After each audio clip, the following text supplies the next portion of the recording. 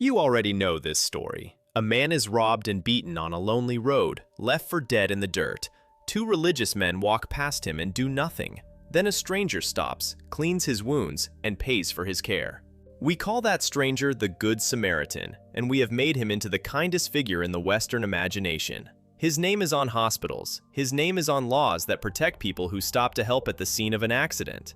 When somebody pulls over to change a flat tire for a stranger in the rain, we say they were being a good Samaritan, and everyone nods. The word now simply means a kind person who helps someone they did not have to help. But here is the thing that should stop you cold. To the people who first heard this story, told by a Galilean teacher in the 1st century, that hero was not a heartwarming surprise. He was an outrage. Making a Samaritan the good guy was not a sweet twist. It was a slap across the face. It was meant to sting, and it stung the very man who had asked the question. I want you to sit with how strange that is. We have taken a story that was designed as a weapon and turned it into a greeting card. We took something that made its first audience flinch, and we softened it into a Sunday school lesson about being nice to strangers. And in doing that, we lost the single most important word in the whole parable. Not the kindness, the identity of the man who showed it. Because when this teacher named the hero, there was a particular reaction in the room.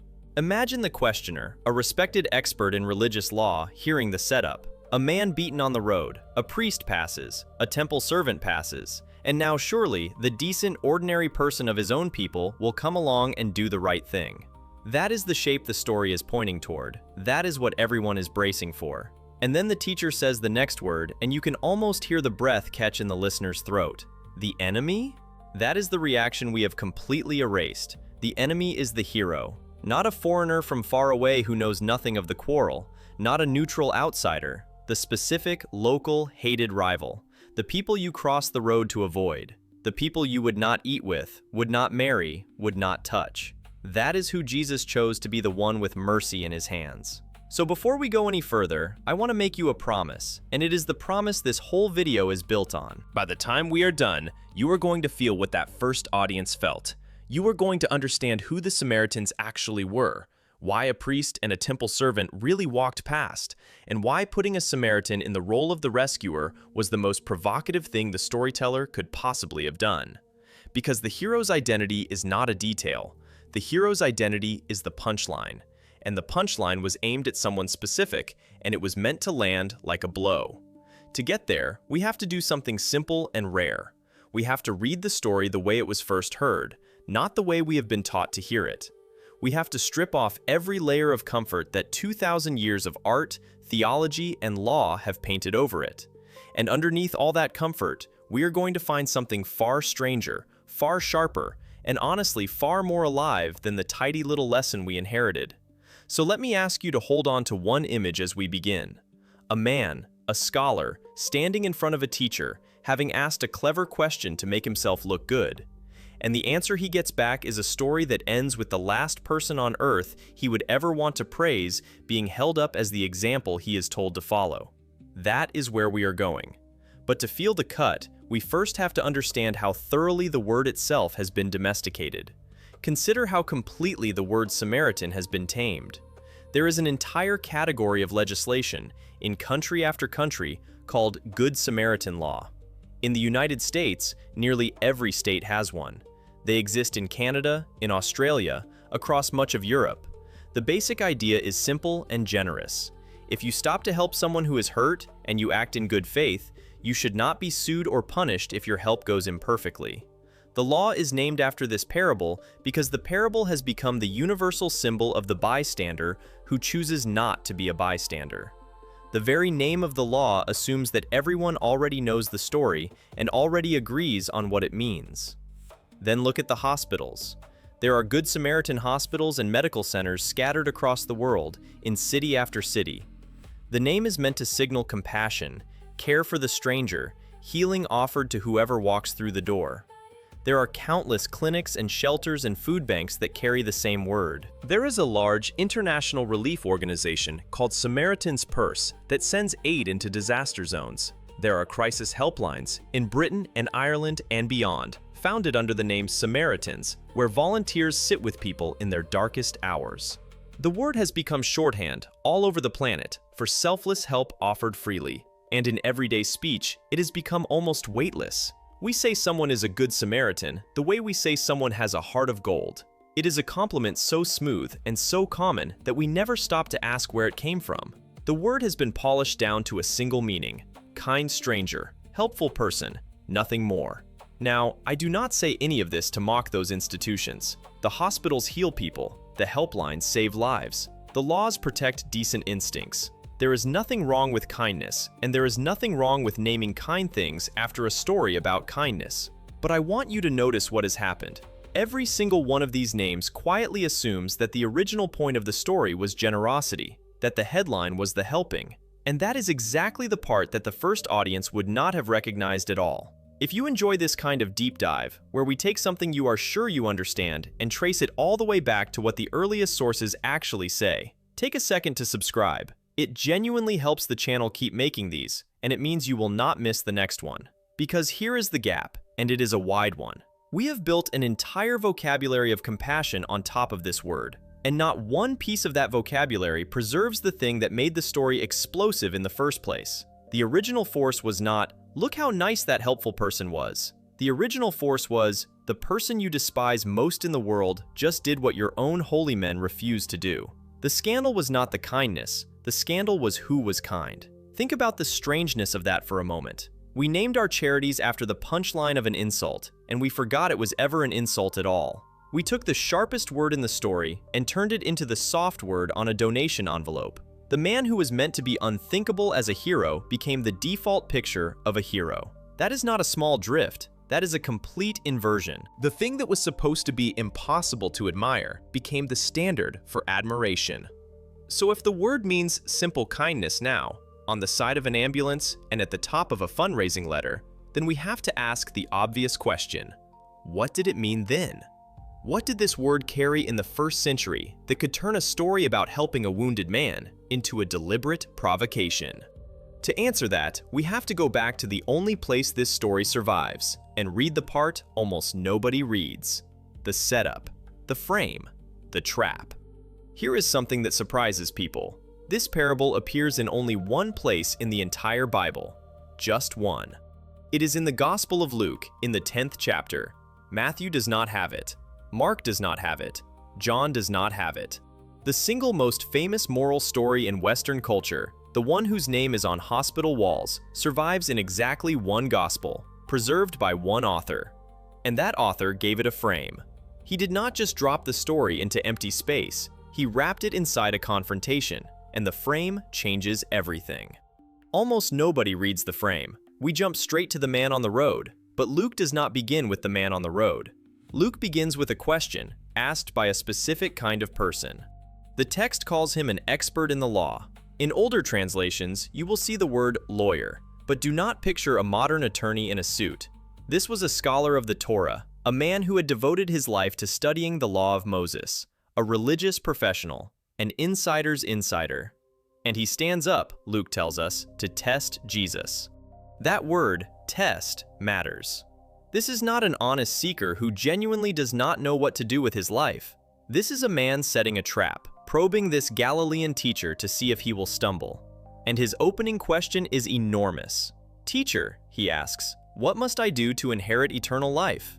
That is not a small question about etiquette. That is the biggest question a religious person can ask. What do I have to do to be right with God forever? And Jesus, in classic form, does not answer. He throws it back. What is written in the law? How do you read it? He makes the expert answer his own question. And the expert gives a beautiful, correct answer. He stitches together two commands from the Torah. Love the Lord your God with all your heart and soul and strength and mind, and love your neighbor as yourself. Jesus says, "You have answered correctly. Do this and you will live." That should have been the end of it. The man knew the answer. He knew it cold. But Luke adds one of the most revealing lines in the whole passage. The man, wanting to justify himself, asks a follow-up. And who is my neighbor? Sit with that phrase, wanting to justify himself. He did not ask because he was confused. He asked because the first answer felt too simple, and he wanted a loophole. Love your neighbor as yourself, fine. But who exactly counts? Where is the boundary? Because if I have to love my neighbor, I had better know precisely who qualifies, so I know exactly where my obligation stops. The question, who is my neighbor, is really the question, who is not my neighbor? Who am I allowed to exclude? This is the trap, and it is a trap aimed at Jesus. The expert wants a definition, a fence, a clean line he can stand inside and feel righteous. He is asking Jesus to draw the boundary of the in-group, and whatever line Jesus draws, the expert can probably argue with it. So understand what the parable actually is. It is not a freestanding sermon about being nice to strangers. It is an answer to a hostile question from a religious scholar who is trying to find the edge of his duty. It is a response to a man asking, in effect, how little can I get away with? Who can I justifiably ignore? And Jesus answers that question with a story. But the story does not give the man a definition. It does something far more dangerous. It takes the man's entire framework and turns it inside out, by putting at the center of the answer the one group the expert would never, ever have counted as neighbor.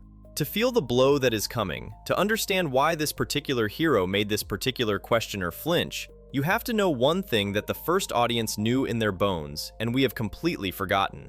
You have to know who a Samaritan actually was. So let me introduce you to the Samaritans, and let me start with the fact that surprises almost everyone. They still exist. This is not a vanished people who live only inside a parable. There is a real community, alive today, that calls itself the Samaritans, and you can visit them. They number only a few hundred people now, but they are there, holding on to one of the oldest continuous religious traditions on earth. Today they live in two main places. One community sits near the city of Nablus in the West Bank, on the slopes of a mountain called Gerizim, which is going to become very important very soon. The other community lives in Holon, a city just south of Tel Aviv in Israel. They speak Hebrew and Arabic in daily life, and they preserve an ancient form of Hebrew for their worship. They have priests, they keep the Sabbath with tremendous strictness, they have their own calendar, their own festivals, their own sacred script. And here is the crucial thing about how they understand themselves. They do not think of themselves as a strange offshoot or a heresy. They call themselves Israel, the true Israel, the faithful remnant. Their own name for themselves means something like the keepers or the guardians of the truth, the ones who kept the original law of Moses while everyone else wandered off into invention. In their telling, they are descended from the northern tribes of ancient Israel, the tribes of Joseph, Ephraim, and Manasseh. They are not, in their own account, latecomers or foreigners. They are the ones who stayed faithful when the others corrupted the worship. Think about what that means. From the Samaritan point of view, it is the Jews of Jerusalem who went astray, who built the wrong temple in the wrong place, who added books and traditions that never belonged. And from the Judean point of view, looking back, it was exactly the reverse. Each side claimed to be the real Israel, and each side regarded the other as a counterfeit. That is the heart of it, and it is why this hatred was so bitter. The Samaritans were not strangers. They were not exotic foreigners from a distant land with a completely different God. They were neighbors. They lived in the Central Highlands, right between Galilee in the north and Judea in the south. They worshipped the same God. They revered the same Moses. They kept the same core law. They were, in almost every way that mattered, a rival branch of the same family tree. And there is nothing in the world more bitter than a family feud over who the real family is. You can shrug off a total stranger. You cannot shrug off the cousin who claims your inheritance and says you are the imposter. The closeness is what makes it unbearable. The Samaritans and the Judeans were close enough to be brothers, and that closeness is precisely why the rivalry burned so hot. So when we picture a Samaritan, we have to throw out the idea of some kindly, anonymous foreigner. We have to picture instead a member of a despised rival sect, a people regarded by the Jerusalem establishment as half-breeds and heretics, a people you might pass on the road and refuse to greet, a people whose territory devout Jewish travelers sometimes went out of their way to avoid, crossing over to the other side of the Jordan River just so they would not have to set foot in Samaritan land. That is the figure Jesus dropped into the center of his story. Not a generic good person, a member of the enemy people, the rival Israel, the cousins everyone loved to despise. But this raises the obvious question, the one we have to answer next. If they shared the same God, the same Moses, the same law, then how did Judeans come to despise them as foreign half-breeds in the first place? Where did the contempt come from? The answer is a tangle of two competing origin stories, and neither side told it the same way. There are two completely different accounts of where the Samaritans came from, and which one you believe depends entirely on which side of the feud you are standing on. Let us start with the Judean version, because that is the one written into the Hebrew Bible, and that is the one that shaped how the people in Jesus' audience would have thought about Samaritans. In the second book of Kings, in the 17th chapter, there is a story about the fall of the northern kingdom. In the late 8th century before the Common Era, the Assyrian Empire conquered the northern kingdom of Israel, with its capital at Samaria. The Assyrians had a brutal and effective policy. They deported the conquered population and resettled the land with peoples from elsewhere in their empire. So, according to 2 Kings, the Assyrians brought in foreigners from places with names like Babylon and Cutha and settled them in the towns of Samaria. And here is the charge that the text makes. These imported foreigners, it says, did not worship the God of Israel properly. They mixed their old gods with a borrowed worship of the local God. They were, in this telling, a mongrel people with a mongrel religion, foreigners playing at being Israel. That is the seed of the Judean contempt. In their eyes, the people of Samaria were not Israelites at all. They were colonial transplants, pretenders, descendants of pagans imported by an empire. There is even a slur that comes from this story, because one of the cities the settlers were said to come from was Cutha. Later Jewish sources sometimes called the Samaritans Cuthians. It was not a neutral geographic label, it was an insult. To call a Samaritan a Cuthian was to say, "You are not really Israel at all. You are a foreigner wearing our name." Hold on to that word. It is going to come back when we look at the language. Now flip the picture, because the Samaritans told the story completely differently. In their version, they are not imported foreigners at all. They are the faithful remnant of the northern tribes who were never fully deported, who stayed on the land, who kept the original worship intact. In their telling, the great betrayal did not happen in the north, it happened in the south. They believed that a priest named Eli, generations earlier, had wrongfully moved the center of worship away from its proper home on Mount Gerizim. The Jerusalem establishment, in the Samaritan view, was the breakaway faction. The Jerusalem temple was the false temple. The Judeans were the ones who wandered off and invented a new religion, and then had the nerve to call the faithful ones heretics. So you have two peoples, each holding a mirror image of the same accusation. You are the imposter. No, you are the imposter. You corrupted the worship. No, you did. We are the true Israel. No, we are. And what does modern scholarship make of all this? The honest answer is that it complicates both stories. Most scholars today think the simple Judean account of pure foreign import is too neat and too hostile to be trusted at face value. The genetic and cultural picture seems to be that the Samaritans and the Jews share a great deal of common ancestry, that they are genuinely two branches grown from the same Israelite root, that the split was real, but the family relationship was real too. Neither side was simply foreign to the other. They were, in the deepest sense, estranged kin. So the contempt was not random prejudice against strangers. It was the specific, sacred, theological contempt of people who each believed the other had betrayed the one true faith. And a feud like that always has an address, a place where the betrayal supposedly happened, a geography of grievance. For these two peoples, the whole quarrel had a name, and it was the name of a mountain. Here is the question at the center of the whole feud, and it sounds almost childlike until you realize people killed over it. Where is the right place to worship God? Not how, not when, but where. On which mountain does God want his house to stand? For the Jews, the answer was obvious and absolute. Jerusalem, Mount Zion. The temple that stood in Jerusalem was the one place on earth where sacrifice could properly be offered to God. It was the dwelling place of the divine name, the center of the world, the heart of the faith. Everything pointed there. For the Samaritans, the answer was equally obvious and equally absolute, and it was a different mountain entirely. Mount Gerizim, not Jerusalem. Gerizim, that mountain near Nablus, where the Samaritan community still lives today. In their understanding, Gerizim was the chosen place, the holy mountain, the one spot God had set apart for worship from the very beginning. To them, Jerusalem was a usurper. Gerizim was the truth. And this is where the textual layer gets fascinating, because the dispute was not just about tradition. It was written into Scripture itself, into two different versions of the same holy book.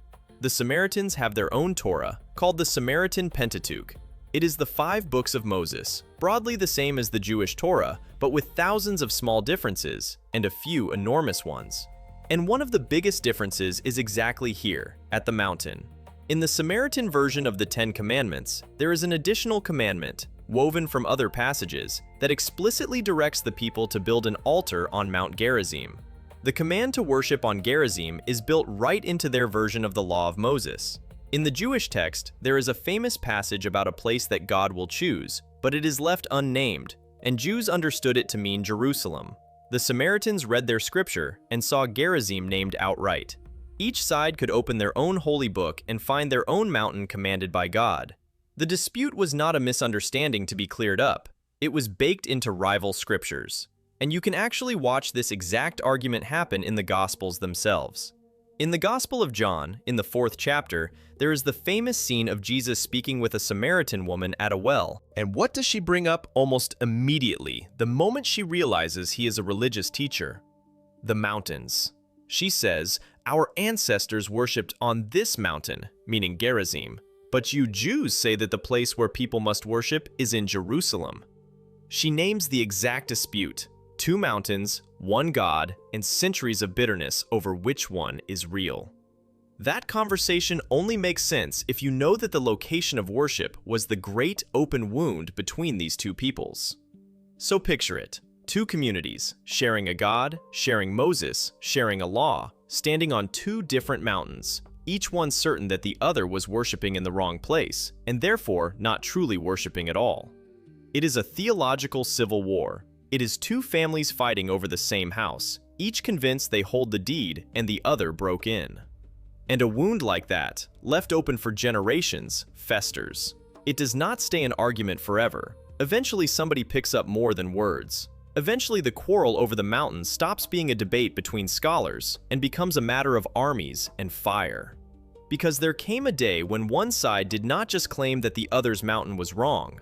One side marched up the rival mountain and burned the temple on it to the ground. And that act turned centuries of theological rivalry into something far more permanent: hatred with a scar. His name was John Hyrcanus, and he is the man who turned a sacred argument into a permanent wound. To understand him, you need to know about the dynasty he belonged to, the Hasmoneans. In the 2nd century before the Common Era, the Jewish people had thrown off the rule of a Greek empire in the famous Maccabean revolt, the one remembered at Hanukkah. The family that led that revolt established its own dynasty, ruling an independent Jewish state. John Hyrcanus came to power as their leader and high priest in the late 2nd century before the Common Era, and he was an expander. He pushed the borders of the Jewish state outward in every direction, conquering neighboring peoples, and in some cases, forcing them to convert. And among his campaigns, he turned north, into Samaritan territory. And there, on Mount Gerizim, stood the great rival, the Samaritan temple. The whole reason the Samaritans believed they were the true Israel, the physical heart of their faith. John Hyrcanus destroyed it. He took the Samaritan temple on Mount Gerizim and burned it, leveled it, ended it. The exact date is debated, but it falls in the late 2nd century before the Common Era, roughly 120 or so years before the time of Jesus. He did not just win a battle, he erased the other side's holiest place. He marched up the rival mountain and reduced the dwelling of their God to ash. Imagine what that does to a people. Imagine what it does across the generations. This was not a distant insult. This was the burning of the very center of their world, done by the rival who claimed to be the true Israel. Every Samaritan child grew up knowing that the Jews of Jerusalem had come and destroyed the temple on Gerizim. And every grievance after that, every raid, every reprisal, every refusal of hospitality, sat on top of that founding wound. And it ran both ways. The hostility was mutual, and it was visceral. There are accounts from the period of Samaritans, around the time of Jesus, scattering human bones in the Jerusalem temple courts during Passover to defile the holy place, an act of religious sabotage almost too provocative to imagine. There are accounts of Samaritan villages refusing to let Jewish pilgrims pass through on their way to festivals in Jerusalem, and of violence flaring along the roads. By the 1st century, a Jew and a Samaritan did not just disagree, They despised one another with the specific, sharpened contempt of close kin turned enemies. So now, let us go back and stand in that room with the expert in the law. He has asked his clever question, "Who is my neighbor?" And he is waiting for a definition. And the teacher begins a story about a man beaten on a road, and a priest who passes, and a temple servant who passes. And then, into that story, into the role of the one who shows mercy, the teacher drops a Samaritan. Now you can feel it. Now the word does what it was meant to do. This is not a kindly stranger. This is the descendant of the people who scattered bones in the temple. This is a member of the sect whose mountain your ancestors burned, and who burned with hatred for you in return. This is the cousin you were taught to spit at, and he is the hero. He is the one who did right. He is the example you are being told to follow. That, finally, is why making a Samaritan the hero was an insult and not a heartwarming twist. To this audience, it was almost unthinkable, like telling a story to a grieving town and making the villain who destroyed it the good guy. It scraped against everything the listener held sacred. So hold that disgust. Sit in it. Feel how wrong it would have felt, because that exact feeling, that recoil, is the raw material the storyteller is about to use against the very man who asked the question. But before the Samaritan ever appears, we have to walk the road itself. Because the road is not a backdrop. The road is real, and it is dangerous, and its danger is part of the trap. The story names a specific road, and it is not invented. A man was going down from Jerusalem to Jericho. That is a real journey on a real road, and everyone in the original audience would have known it intimately and feared it a little. This was not a generic country lane. This was one of the most notorious stretches of road in the whole region. Notice the direction first, going down. That is not poetic, it is geography. Jerusalem sits high in the hills, and Jericho sits far below it, near the Dead Sea, which is the lowest point on the surface of the earth. Over a distance of roughly 17 miles, the road plunges downward by something like 3,400 feet. You are descending almost continuously, dropping out of the cool hill country into the deep, hot rift of the Jordan Valley. It is a steep, exhausting, winding descent through harsh terrain. And that terrain was perfect for one thing: ambush. The road wound through rocky desert, through narrow defiles and blind curves, past caves and ravines where men could hide and wait. There was little water, little shade, and long stretches where a traveler was completely alone and completely exposed. For bandits, it was ideal. They could watch from the heights, strike at a vulnerable traveler, and vanish into the wilderness before anyone could respond. This was so well known that the road earned a grim nickname that survived for centuries. The Christian scholar Jerome, who lived in the region in the 4th and 5th centuries and translated the Bible into Latin, refers to this road and its reputation. It was called something like the Red Ascent, or the Bloody Way, the Ascent of Blood. The name came partly from the reddish color of the rock in places, but the association with blood was no accident. People were robbed and killed on that road. It was a byword for danger. Even many centuries later, travelers reported being attacked along the very same route. So when Jesus says a man was beaten by robbers and left half dead on the road from Jerusalem to Jericho, his audience does not hear an unusual tragedy. They hear something ordinary, something that happened. Of course he was robbed on that road. That is what that road was for, as far as bandits were concerned. The detail is not there for drama. It is there because it is exactly the kind of thing that really happened in exactly that place. And this realism matters for the whole shape of the parable, because it sets up the choices of the men who come along. The danger is not over when the robbers leave. The danger lingers. A body lying in the road on the bloody way might be a trap. Bandits were known to use decoys, a man pretending to be injured, to lure a kind traveler close before springing an ambush. So anyone coming down that road and seeing a half-dead man faced a genuine, frightening calculation. Is this real? Is it safe to stop? Am I about to be the next victim? Every person in the story is making a decision under real threat on a real road with real stakes. The man is stripped. That detail matters too. In a world where you could often identify someone's region or status by their clothing and their speech, a stripped and beaten and unconscious man is anonymous. You cannot tell if he is a friend or a stranger, an insider or an outsider, one of your people or one of the enemy. He is just a wounded human being with every marker of identity stolen along with his belongings. That anonymity is going to matter enormously because it strips away every excuse based on who he is. So there he lies, half dead, naked, anonymous, bleeding on the most dangerous road in the country. And now the question becomes simply this: who comes down the road and what do they do? Watch carefully who comes first, because the first two travelers are not random. They are chosen with great care, and they are the most respectable men imaginable. A priest happens to be going down that same road. He sees the man, and he passes by on the other side. Then a Levite comes to the place, sees the man, and does the same. He crosses to the far side and keeps walking. For 2,000 years, we have read these two as the villains of the piece, the cold, heartless religious hypocrites who could not be bothered. But that flat reading misses almost everything, and it makes the story far weaker than it really is. Because the priest and the Levite are not cartoon villains. They are respectable, devout insiders. And they have reasons that the original audience would have understood completely. First, understand who they were. A priest was a member of the hereditary priesthood, descended from Aaron, the men who served in the temple, who offered the sacrifices, who stood closest to the holy. A Levite was from the wider priestly tribe, the assistants in the temple service. These were not random passers-by. These were the religious elite, the very heart of the official faith, the men whose whole lives were organized around purity and holiness and the service of God. And that is exactly where the tension lies, because of the laws of ritual purity.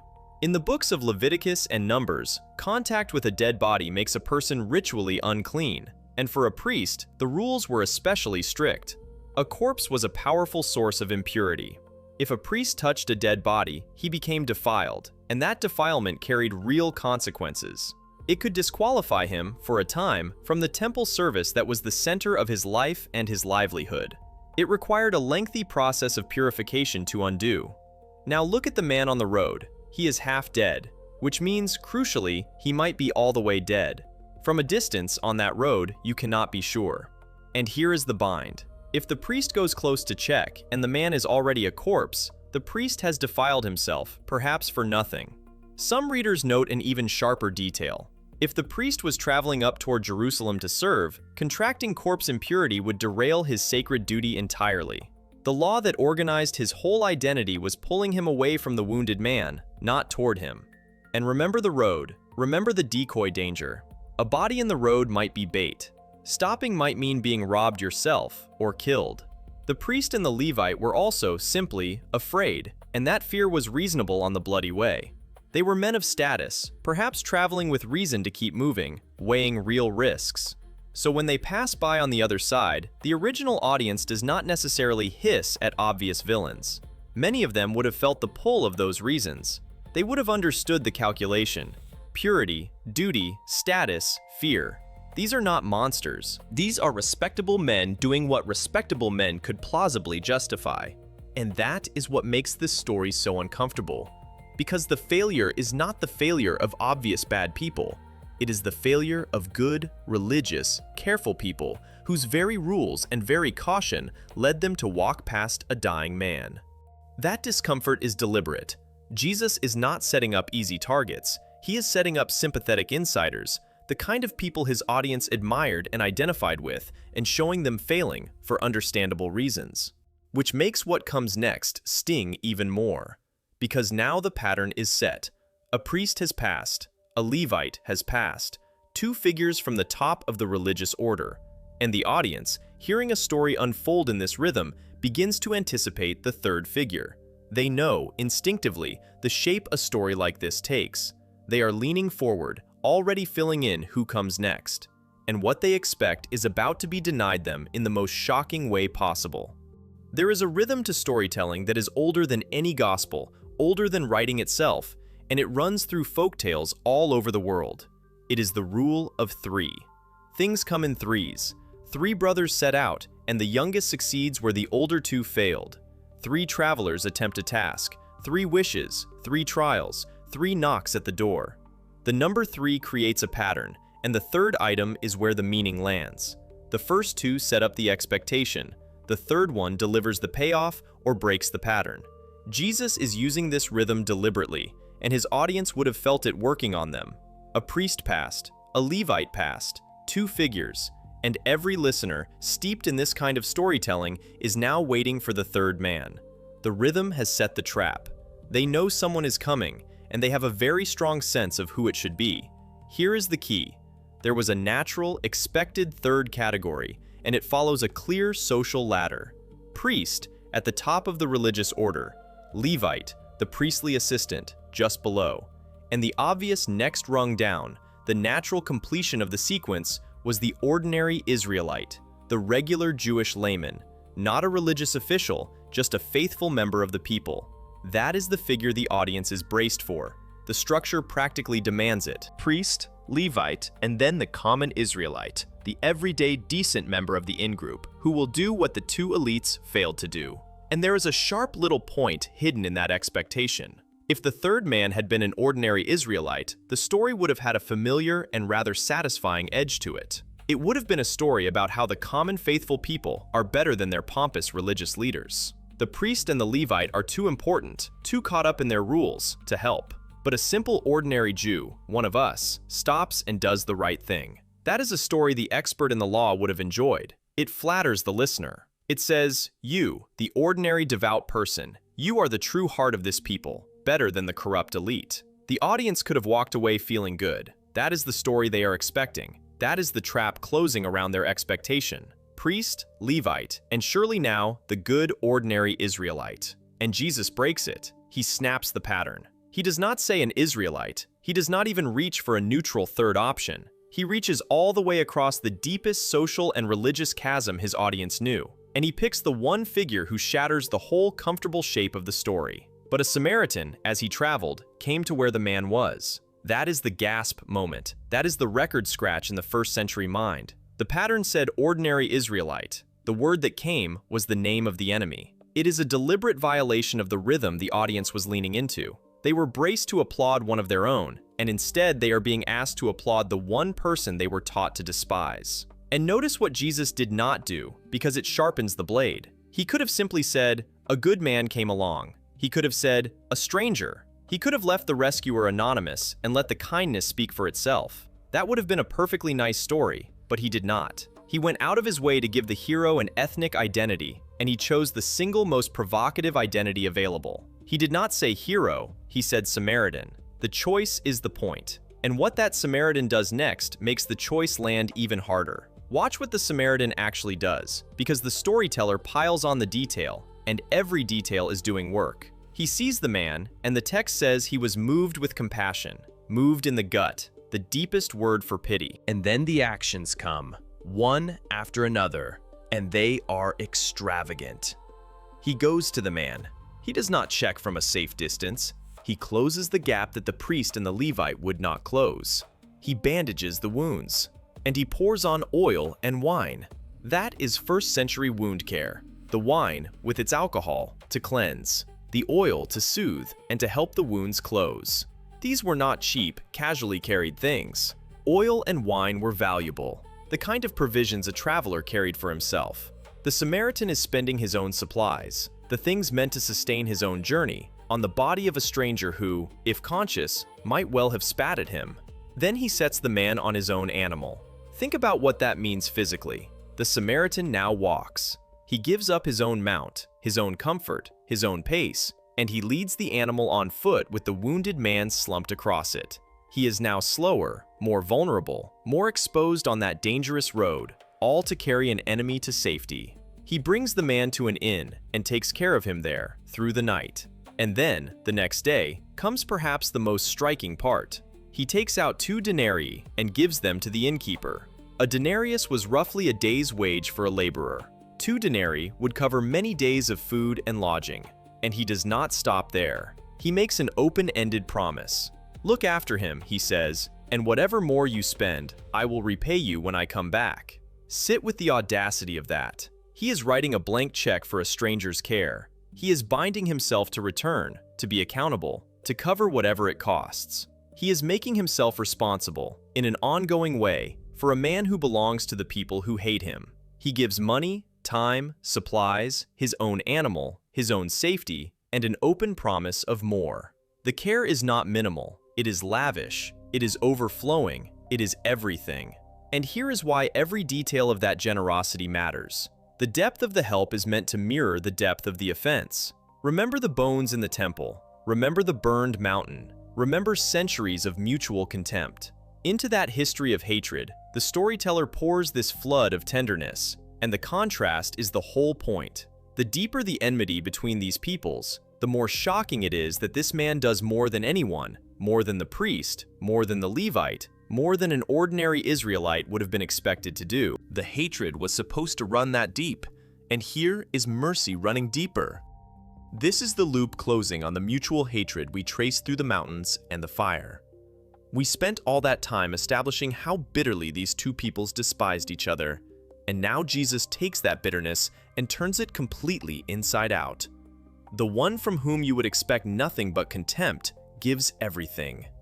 The enemy outloves the insiders. The tenderness is weaponized, aimed straight at the prejudice in the listener's own heart. So the story has done its devastating work. The expert in the law has heard the priest pass, the Levite pass, and the hated Samaritan stop and pour out compassion like oil and wine. And now the storyteller turns. He does not let the parable just sit there as a pretty picture. He pivots, sharply, back to the man who started all this with his clever question. And he asks him something the lawyer is not ready for. This is the moment the whole thing has been building toward. The story is finished, and Jesus turns to the expert in the law and asks him a question. But look very carefully at the question, because it is not the question the lawyer asked. It is a different question, and the difference is everything. Remember what the lawyer asked: who is my neighbor? It is a question about objects, about targets, about other people. Who, out there, qualifies for my love? Where is the boundary line, so I know who is inside it and who is outside? It is a question that keeps the lawyer himself at the center, sitting in judgment, deciding who makes the cut. It is fundamentally a question about limiting his obligation. Who do I have to count, and who can I leave out? And Jesus refuses to answer it. He does not give a definition. He does not draw the line. Instead, he asks this: which of these three, do you think, was a neighbor to the man who fell into the hands of the robbers? Feel the reversal. The lawyer asked, who is my neighbor? Meaning, who out there qualifies as the object of my love? Jesus asks, who acted as a neighbor? Meaning, who became the kind of person love makes you? The lawyer's question was about who deserves to receive. Jesus' question is about who chooses to give. The lawyer wanted to identify the proper recipients of neighborly love. Jesus flips it entirely and asks who behaved as a true neighbor. He moves the whole thing from object to subject, from who qualifies to who acts, from drawing a boundary around others to examining what kind of person you yourself are. This is the trap reversed on the man who said it. The lawyer came to test Jesus, to box him into a definition, and Jesus hands the test back. And now the lawyer is the one being examined, in front of everyone, and he cannot wriggle out, because the answer to Jesus' question is humiliatingly obvious. And here is the detail that I find almost unbearably sharp. Watch how the lawyer answers. Jesus asks which of the three was a neighbor. The answer is the Samaritan. Everyone in the room knows the answer is the Samaritan.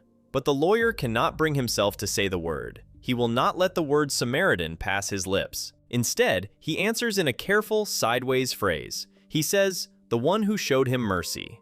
Do not let that slide past you. He could have said, the Samaritan. It is one word. It is the obvious answer. But the word is so distasteful to him, the identity so repellent, that he avoids it even while conceding the point. He admits the Samaritan was right by describing him as the one who showed mercy. Anything to keep from naming him. The avoidance is the proof. It shows in real time exactly how deep the contempt ran. The man would rather use 4 words than say the one word that would put the enemy and goodness in the same breath. And that reluctant, evasive answer is itself the confession. By saying the one who showed him mercy was the true neighbor, the lawyer has answered his own original question against himself. He has admitted that being a neighbor has nothing to do with ethnicity or sect or which mountain you worship on. It has to do with mercy. He wanted a boundary. He has just erased it with his own mouth. And then Jesus says 4 words that turn the whole thing from a clever debate into a command. Go and do likewise. Not, now you have the correct definition of neighbor. Not, here is the boundary you asked for. Go and do likewise. Be like that. Be like the Samaritan. Be like the enemy. Go and do likewise. Let those words land with their full weight, because they detonate everything the lawyer was trying to protect. He came looking for a definition that would tell him whom he was obligated to love, and just as importantly, whom he was allowed to ignore. And Jesus refuses to give him any list at all. Instead, he gives him a model to become. This is the move that dismantles the entire framework. The lawyer's question assumed that the important thing was sorting people. Insiders and outsiders. Neighbors and non-neighbors. Worthy and unworthy. And the parable simply walks past that whole way of thinking. It does not answer the question, who deserves my help? It replaces it with a different command altogether. Become the kind of person who helps. Be the neighbor. And here is the part that makes it almost vertiginous. Be the neighbor like the Samaritan was. Model yourself on the very person you were taught to despise. So the insult is also an invitation. And this is the genius and the difficulty of the thing. By making the Samaritan the hero, Jesus did 2 things at once. He delivered a slap, telling his audience that the enemy understood mercy better than the insiders did. And in the same breath, he offered them a way forward, telling them that they too could become that, could cross the same chasm, could pour out the same compassion on whoever lay broken in front of them, including their enemies, and like their enemies. Notice how completely this dismantles the category of insider. The lawyer wanted to stand inside a circle and feel righteous about who he was. Jesus tells him that the circle is not the point, that the priest and the Levite stood deep inside the circle and still failed, that the one outside the circle did the will of God.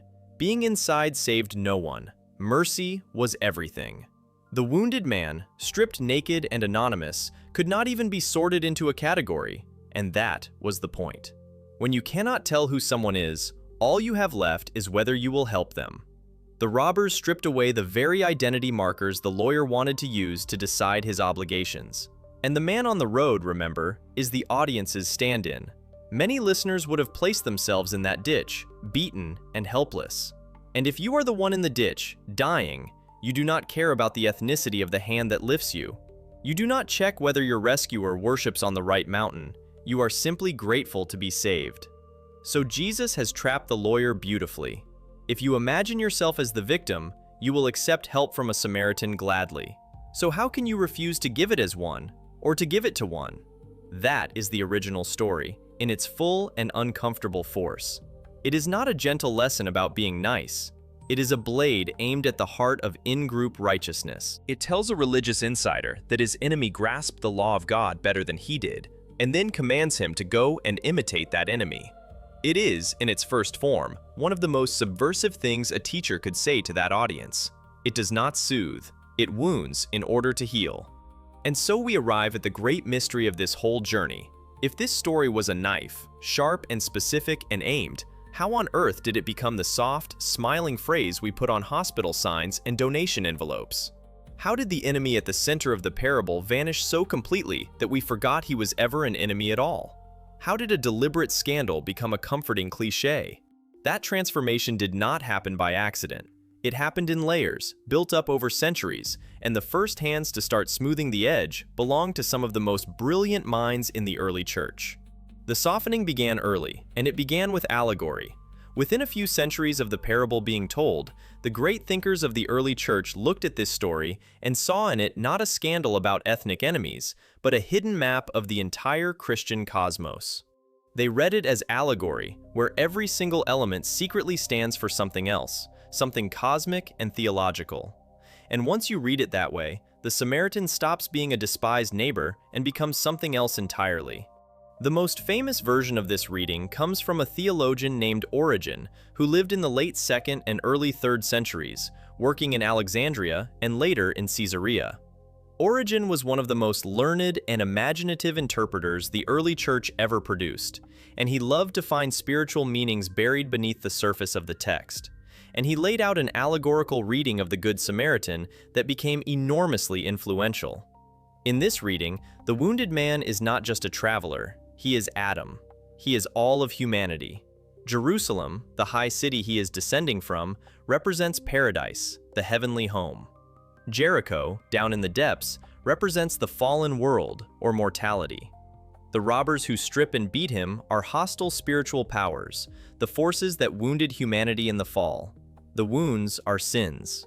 The priest and the Levite in this reading represent the law and the prophets, the old religious order, which could not finally save fallen humanity. And the Samaritan? The Samaritan is Christ himself.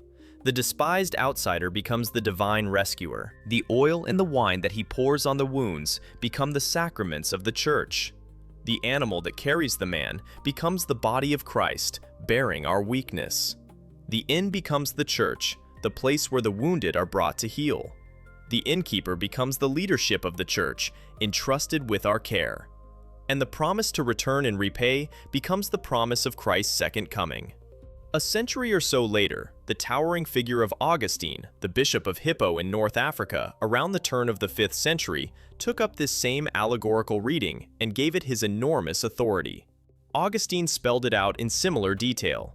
The man going down is Adam, the Samaritan is the Lord, the inn is the church.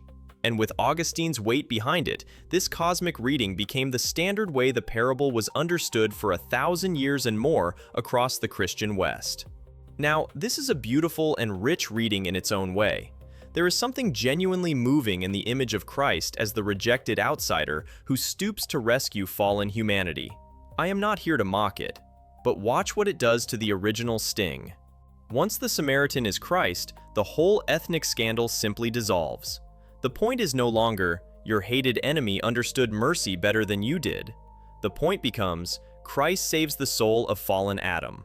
The Samaritan is no longer a real, despised first-century people. He is a symbol of the Savior. And a symbol of the Savior carries no insult at all. Nobody flinches at Christ being kind.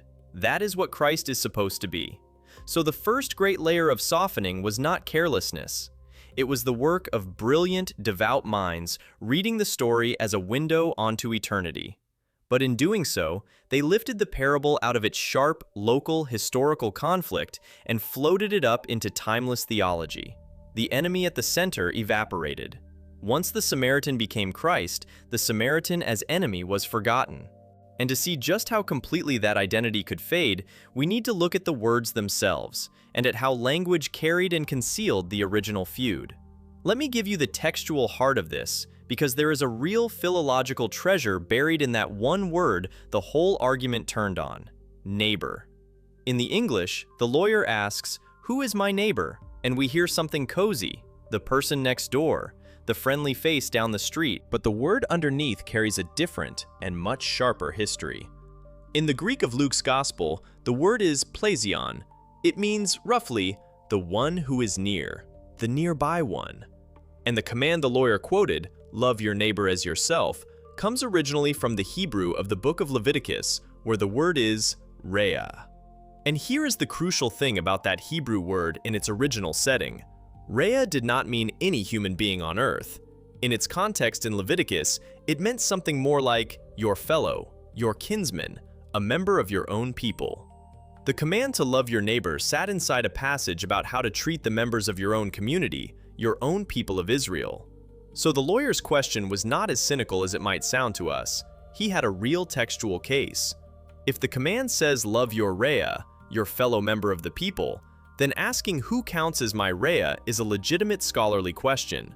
Where does the people end? Who is inside the covenant community and who is outside it? That is your new word for today, and it is the key to the whole exchange. The neighbor, in the oldest layer of the law, was not everyone. It was your kin, your people, your in-group. And that is exactly the boundary Jesus blows apart.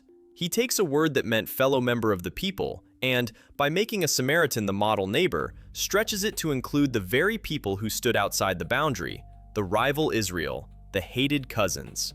He takes the word that meant kinsman and pushes it across the chasm to include the enemy.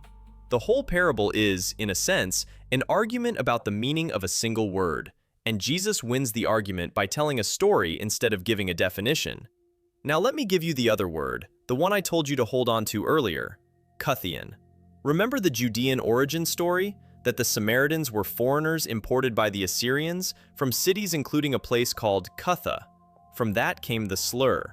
To call a Samaritan a Cuthian was to deny that he was an Israelite at all, to brand him a foreign import, a pagan in disguise.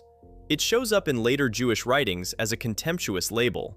The word itself is an argument. It says, "You are not who you claim to be. You are not Israel. You are an outsider wearing our name."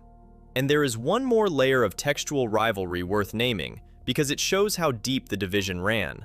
We talked about the Samaritan Pentateuch, the Samaritan's own version of the Torah. Scholars have cataloged thousands of differences between it and the standard Jewish text.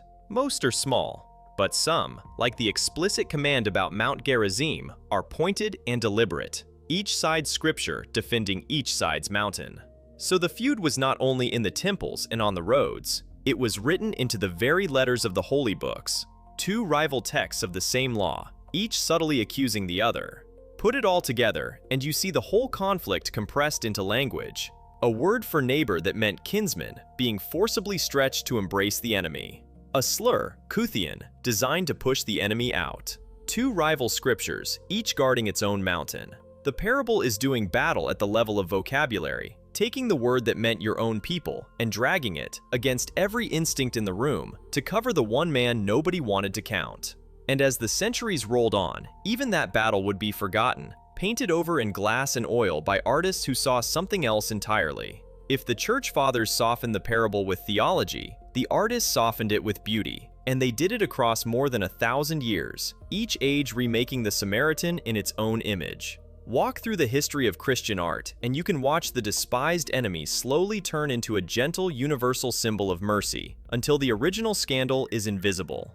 Go back to the great Gothic cathedrals of France in the 12th and 13th centuries. At Chartres and at Bourges, there are magnificent stained glass windows that tell the story of the Good Samaritan, but they do not tell it as a story about ethnic enemies. They tell it as Origen and Augustine taught them to. These windows pair the parable with the story of Adam and the fall. The wounded man on the road is set side by side with Adam cast out of Eden, making the allegory visible in colored light. The Samaritan in the glass is Christ, rescuing fallen humanity. Medieval worshippers looking up at those windows were not being shown a despised first-century sect. They were being shown the drama of salvation. The historical Samaritan had already vanished into the figure of the Savior, glowing in red and blue glass above their heads. Move forward to the 17th century, to the Dutch master Rembrandt. Rembrandt returned to this parable again and again, in etchings, in drawings, in paint. One of his famous treatments shows the Samaritan arriving at the inn, the wounded man being lifted down from the horse, the whole scene drenched in Rembrandt's extraordinary shadow and light. And what Rembrandt brings is psychological depth and human tenderness. His focus is on the labor of compassion, the physical effort of getting a broken body to safety, the ordinary people caught up in an act of mercy. It is profoundly humane. But notice, it is now a study in compassion as such, in the universal human gesture of care. The specific, scandalous, ethnic charge is no longer the subject. The subject is mercy, beautifully and movingly rendered. Then, come all the way to the very end of the 19th century, to Vincent van Gogh. In 1890, in the last year of his life, while he was in an asylum, Van Gogh painted his own version of the Good Samaritan. He based it on an earlier composition by the Romantic painter Eugène Delacroix, reworking it in his own blazing colors and swirling, urgent brushstrokes. Van Gogh's Samaritan strains to heave the wounded man onto the horse, the two figures locked together in a knot of effort and color. By this point, the parable has become, for a suffering artist, a deeply personal image of human solidarity, of one broken person lifting another. The Samaritan is now simply the helper, the embodiment of mercy itself. And that is the pattern across the whole history of the art. Each era reshaped the Samaritan into whatever it most needed him to be. The medieval glassmakers made him Christ, the Redeemer. Rembrandt made him a study in human tenderness.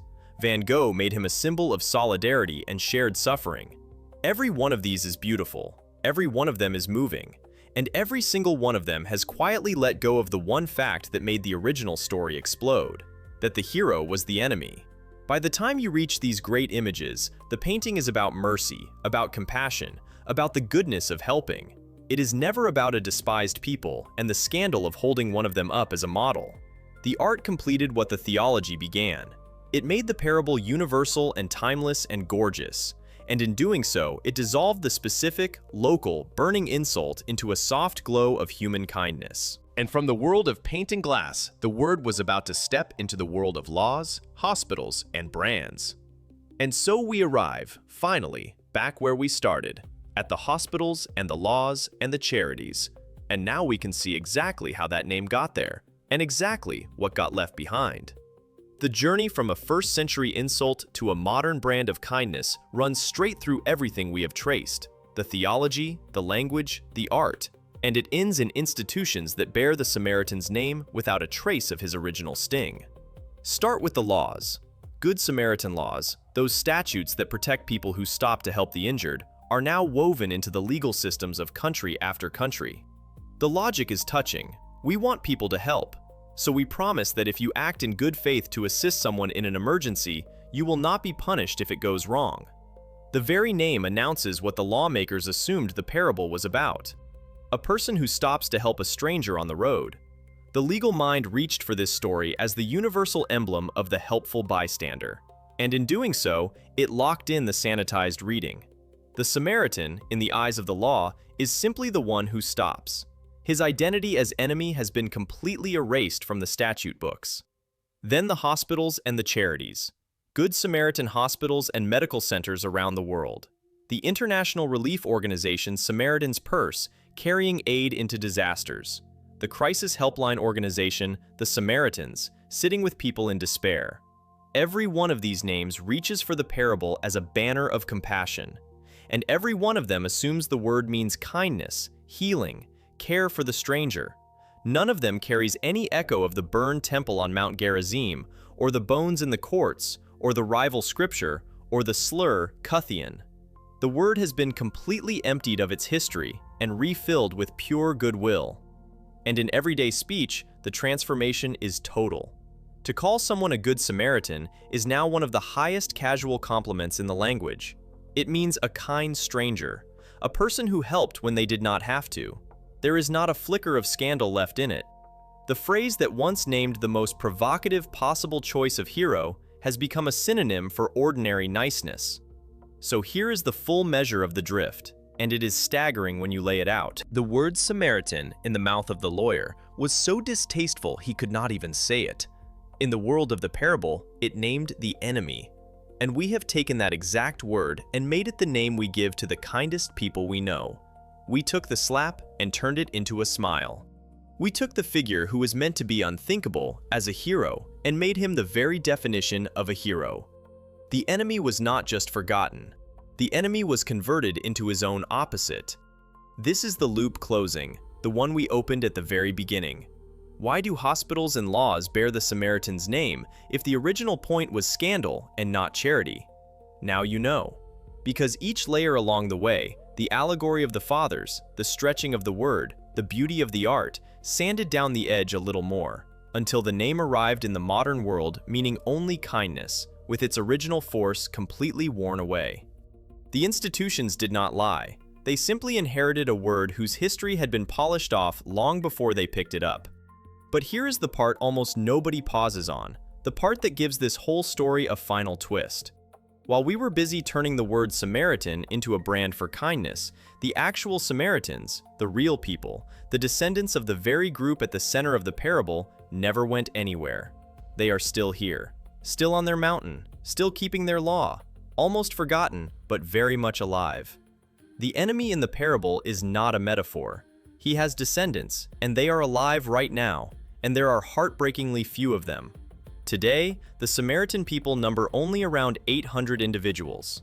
800. After thousands of years, after the burned temple, after the conquests and the persecutions and the slow grinding of history, this is what remains of one of the oldest continuous religious communities on Earth. A community small enough to fit into a single large auditorium. And they have held on with astonishing tenacity to the very things at the heart of our story. Remember Mount Gerizim, the rival mountain, the burned temple, the whole geographic root of the feud. To this day, the Samaritans gather on Mount Gerizim and perform the Passover sacrifice.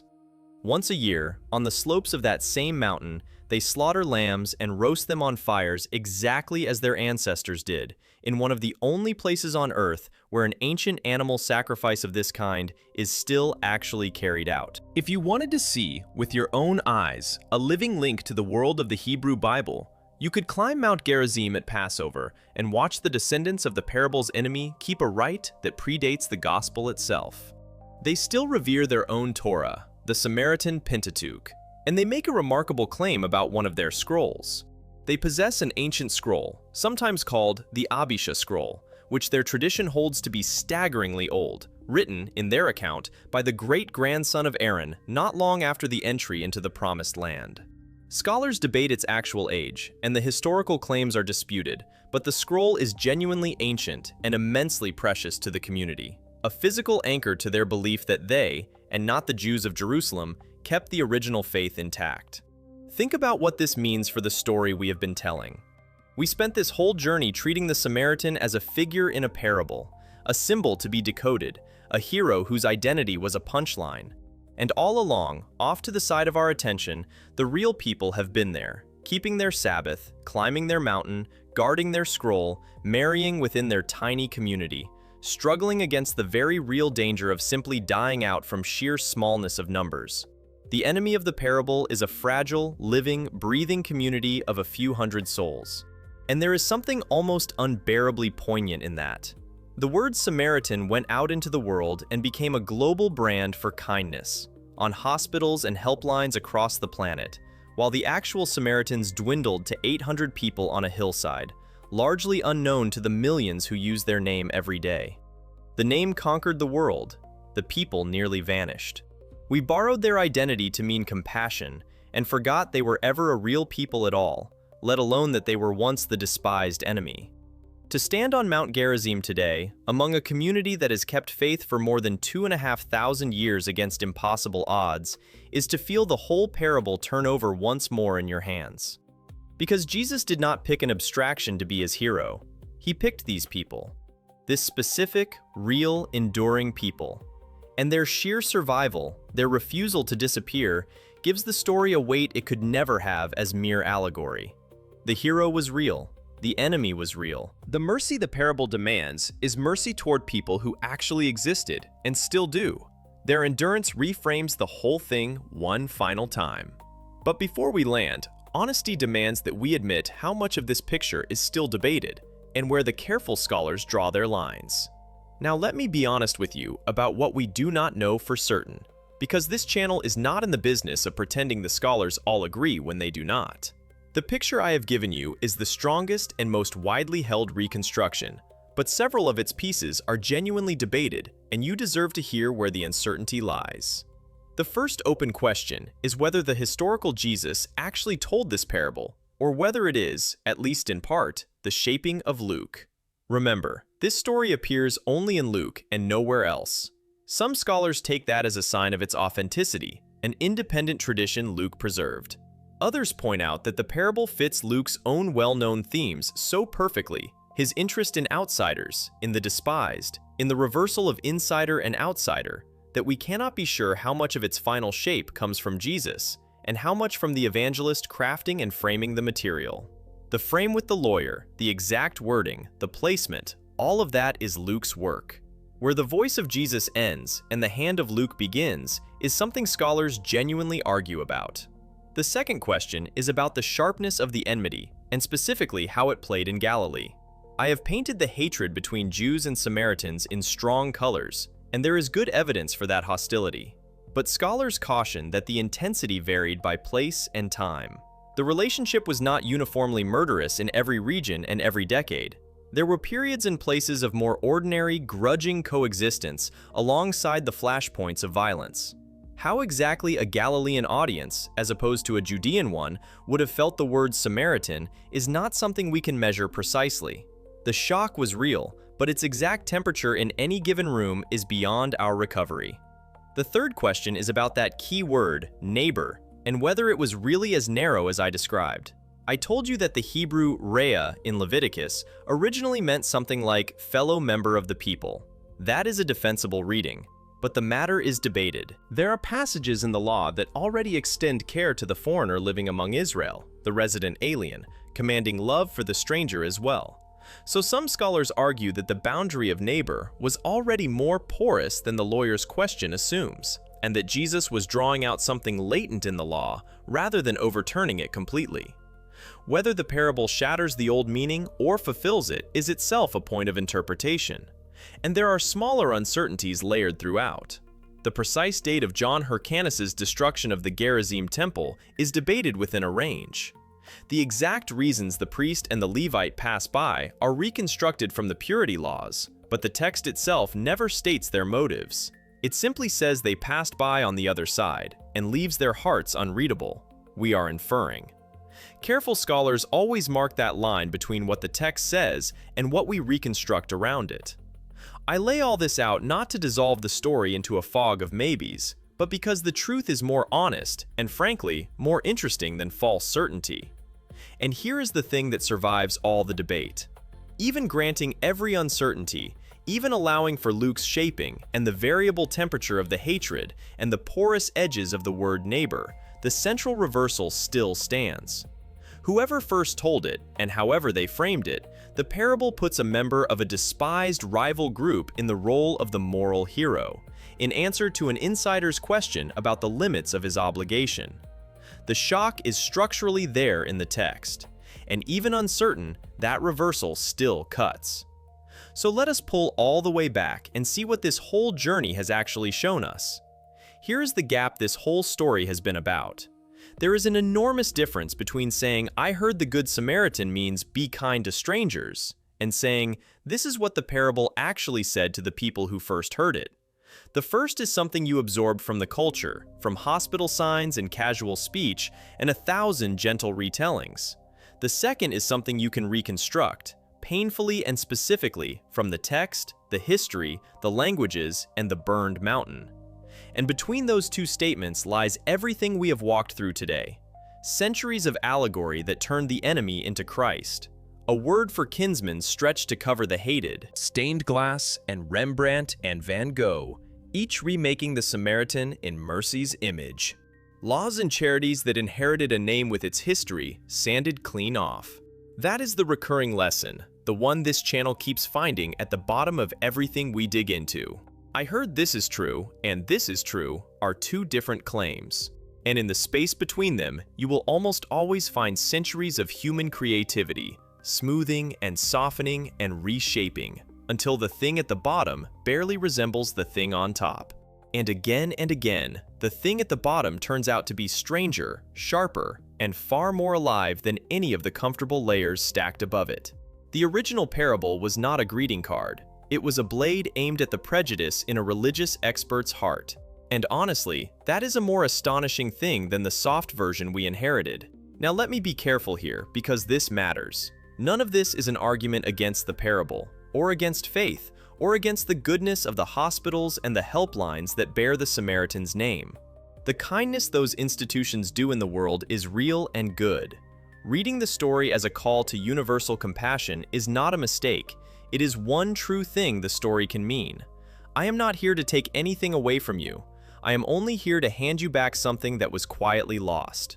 The shock, the edge, the reason a man could not even say the word out loud. Knowing that does not diminish the parable. It makes it sharper, braver, and far harder than the version on the donation envelope. That is worth knowing, whatever you believe. So I will leave you with the question the parable itself refuses to let go of, and I would genuinely love to read your answers below. Jesus did not let the lawyer pick a safe, distant enemy. He chose the specific group his audience most despised, the rival they could not even name. So here is my question for you.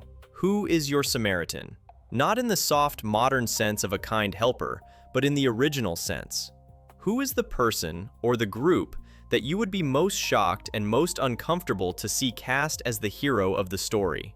Sit with that for a second, because that discomfort is exactly the feeling the parable was built to produce. Tell me in the comments, honestly, who would be the hardest hero for you to applaud? If this is the kind of thing you love, peeling back the comfortable version to find the stranger, sharper truth underneath, then consider subscribing and staying with us, because there is always another layer to lift. Thank you for spending this time with me, for thinking hard and holding your certainties a little more loosely. Until next time, keep asking where the story really came from. Take care of yourself, and take care of whoever you find lying in the road.